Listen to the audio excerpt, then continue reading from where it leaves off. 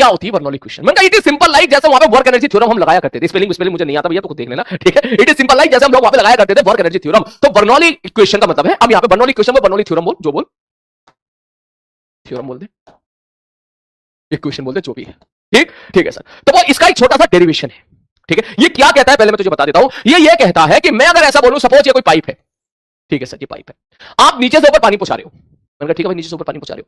तो अगर मैं ऐसा बोलूं, पहले इसका स्टेटमेंट समझना, ठीक है सर जी। अगर मैं ऐसा बोलूं कि भाई मैंने यहां से लेकर यहां तक पानी अंदर ऐसे भेजा, जो कि ऐसे फ्लो कर रहा है, ठीक है सर जी, ऐसे स्ट्रीमलाइन फ्लो चल रहा है, बिल्कुल मस्त एकदम भेड़ चाल वाला, कोई टकरा टकरी नहीं, कोई एक दूसरे से नहीं टकरा रहा है, कुछ भी नहीं हो रहा है, धक्का मुक्की बिल्कुल नहीं हो रही है, सब प्यार मोहब्बत से आजू बाजू से निकल जा रहे हैं ऐसे, ठीक है। तो अगर मैं आपसे ऐसा बोलूं कि यहां का cross section area suppose A1 है और पानी अंदर घुसा V1 से, और यहां का क्रॉस सेक्शन सपोज A2 है और पानी बाहर निकला V2 से, तो आई थिंक ये तो आप समझ गए होंगे कि A1 V1 बराबर A2 V2 is equation of continuity. जितना पानी घुसेगा उतना पानी निकलेगा, मैंने कहा ठीक है। यहां पर अब बर्नौली थ्योरम ये बोलती है, क्योंकि भैया एक बात बताओ, मैंने कहा क्या, बोले सर अगर मैं यहां से सपोज ये एक जमीन मान लूं कि भाई ये जमीन है, ये ग्राउंड है, मैंने कहा ठीक है। तो भाई ये बात बताओ कि जो पानी इधर से अंदर एंटर हो रहा है, मैंने कहा हाँ, वो पानी उधर से, जितना पानी इधर से एंटर हो रहा है उतना पानी उधर से बाहर भी निकल रहा है, मैंने कहा बिल्कुल कर रहा है। तो सर इसमें ग्रेविटी का भी तो इफेक्ट आया होगा ना, ग्रेविटी ने भी तो वर्क डन किया होगा ना, मैंने कहा बिल्कुल किया होगा, क्योंकि भाई साहब अगर जो पानी भी तो लगातार ऊपर की तरफ जा रहा है तो ग्रेविटी का वर्क नेगेटिव हो जाएगा, मैंने कहा बिल्कुल सही बात है। तो बेसिकली ये इक्वेशन हमें रिलेट करती है किसी जगह पर प्रेशर, काइनेटिक एनर्जी और पोटेंशियल एनर्जी के टर्म को।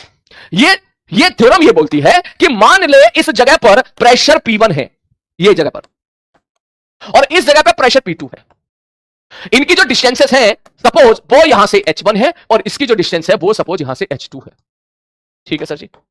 तो ये बर्नौली थ्योरम ये बोलती है किसी जगह का प्रेशर प्लस रो GH plus half mv square का जो टर्म होता है वो कांस्टेंट होता है। जैसे मैकेनिकल एनर्जी कंजर्वेशन में हमने ऐसा बोला था कि किसी जगह पर अगर मैकेनिकल एनर्जी कंजर्व कर रहे हो तो किसी जगह पर पोटेंशियल एनर्जी और काइनेटिक एनर्जी का सब कांस्टेंट होता है। Initial kinetic energy, initial potential energy और final kinetic energy, final potential energy, ये तो बोला करते थे। तो उसी प्रकार से आप यहां पर भी बोलोगे कि किसी जगह का प्रेशर प्लस रो GH प्लस हाफ रो v स्क्वायर का टर्म कांस्टेंट होगा। दैट मींस मैं ये कहना चाह रहा हूं कि अगर यहां का प्रेशर P1 है तो हम लिखेंगे P1 प्लस रो GH1 प्लस हाफ, सॉरी ये m नहीं होता, रो होता है, सॉरी m नहीं होगा, रो होगा यहां पर, plus half rho V1 square, यहां का प्रेशर, यहां का रो GH1 वाला टर्म और यहां का हाफ रो V1 स्क्वायर बराबर किसी भी जगह का, चाहे यहां का ले, चाहे यहां का ले, चाहे वहां का ले, P2 प्लस रो GH2 प्लस हाफ रो V2 स्क्वायर। अब इसमें मुझे इसका पूरा डेरिवेशन तेरे को बताना पड़ेगा। अभी आप कहोगे सर डेरिवेशन मत बताओ, रहने दो सर। बेसिकली डेरिवेशन लंबा चौड़ा है, ये बात तो सच है। आप किताबों में जाओगे एक एक पेज का डेरिवेशन मिलेगा, ठीक है। कभी कभी वो डेरिवेशन भूल भी जाता हूं मैं, कभी कभी अलग तरीके से करा देता हूं, दूसरे बैच में अलग तरीके से कराता हूं, क्योंकि इसका अलग अलग तरह के डेरिवेशन है, क्योंकि वो मैथ्स है, ठीक है। लेकिन डेरिवेशन मेरे को कराना पड़ेगा। उसकी मजबूरी ये है कि आप इस चीज को समझे कि ये जो रो GH है, ये रो GH फ्लूइड मैकेनिक्स वाला रो GH नहीं होता। आप अब तक आप जो रो GH पढ़ते आए हो ना, तुमने कम से कम 50 सवाल कर लिए होंगे इस रो GH पर। ऊपर प्रेशर P0 है तो नीचे P0 प्लस रो GH हो। सर यहां पर इस जगह यहां का फोर्स निकालो तो P0 प्लस रो GH इनटू एरिया हो जाएगा। तो अब तक जो स्टैटिक में हमने रो GH पढ़ा है, स्टैटिक में जो अब तक रो GH पढ़ा है हम लोगों ने, वो रो GH, ये रो GH नहीं है, ये रो GH mgh का ताऊ है, ये पोटेंशियल एनर्जी वाला है।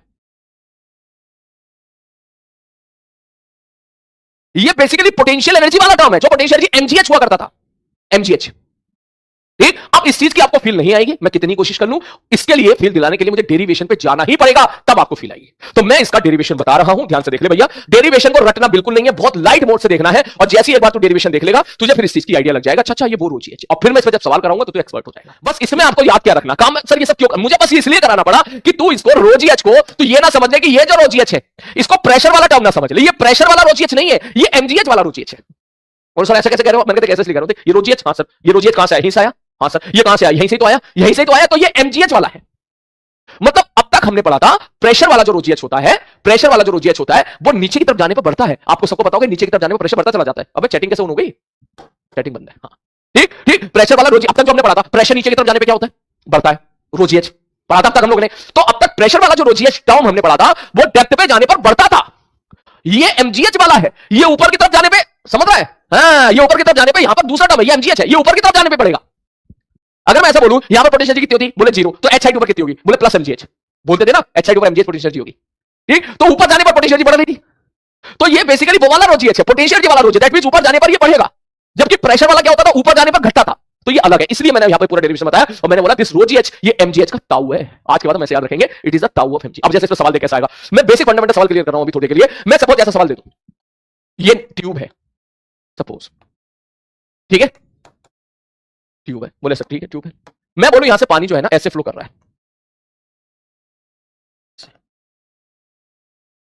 ऐसे, जैसे पानी फ्लो करता है ना ट्यूब से, लाइक दिस, ऐसे फ्लो कर रहा है। ठीक है सर जी। अब अगर मैं आपसे पूछूं एक प्रश्न, मैंने कहा भाई यहां पर सपोज पॉइंट नंबर 1 है और यहां पर सपोज पॉइंट नंबर 2 है, और इन दोनों के बीच की जो हाइट है वो h है। मैंने कहा ठीक है, तो मैं अगर आपसे पूछूं कि if pressure at 1 is P then pressure at 2 will B.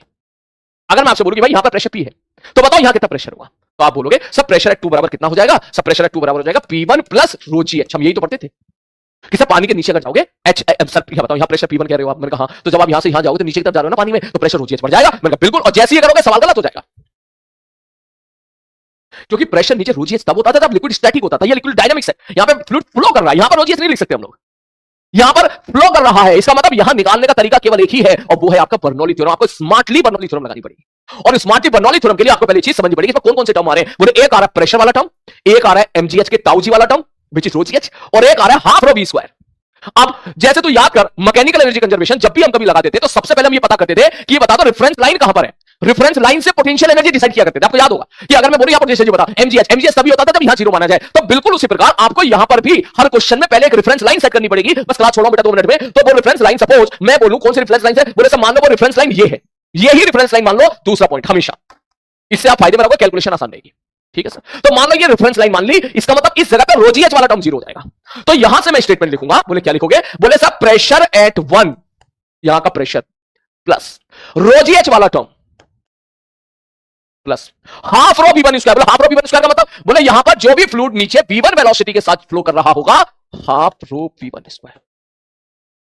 ठीक है सर जी। सर इसका टर्म ये कांस्टेंट रहना है, that is equal to pressure at 2 plus rho ji H वाला टर्म जो कि जीरो हो जाएगा क्योंकि रेफरेंस लाइन पर ही है, प्लस हाफ रो V2 स्क्वायर।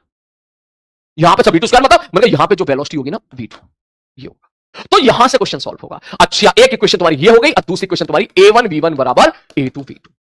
इन्हीं दो इक्वेशन से तुम्हारे सारे सवाल बन जाएंगे, जितने भी सवाल पूछे जाएंगे। समझ हमारी बात। हो सकता है यहां पे क्या पूछ सकता है, A1 दे देगा, वो कह देगा भैया मान के चलो ये एरिया A है और ये एरिया 2A है, तो आप सीधा भैया एरिया दुगना है ना, यहाँ एरिया आधा हो गया तो वेलोसिटी दुगनी हो जाएगी। ठीक, तो आप यहाँ की वेलोसिटी निकाल लोगे। ठीक, जैसे आपने यहाँ की वेलोसिटी निकाल ली, यहाँ की वेलोसिटी निकाल ली, इसका मतलब ये वेलोसिटी आपको गिवन कर दी, ये वेलोसिटी आपने निकाल ली, एच आपको गिवन है और P1 देके P2 पूछ लिया। मतलब इन्हीं दोनों इक्वेशन के इर्द गिर्द वो आपसे सवाल पूछेगा, क्योंकि अब टाइम हो गया क्लास छोड़ने का। ठीक है, तो अब मुझे क्लास यहीं पे छोड़ना पड़ेगा। मैं चैटिंग ऑन कर रहा हूं। कितने बच्चे इस बात को समझ गए हैं, A1 B1 बराबर A2 B2, pressure rho g s plus half rho b square को करना है कांस्टेंट, बस इतना। इस पे जब कल हम लोग अलग अलग तरह के वैराइटीज ऑफ क्वेश्चन देखेंगे तो फिर तुम्हें मस्त एकदम मस्त इसका एग्जांपल देख के मस्त इसकी फील आ जाएगी।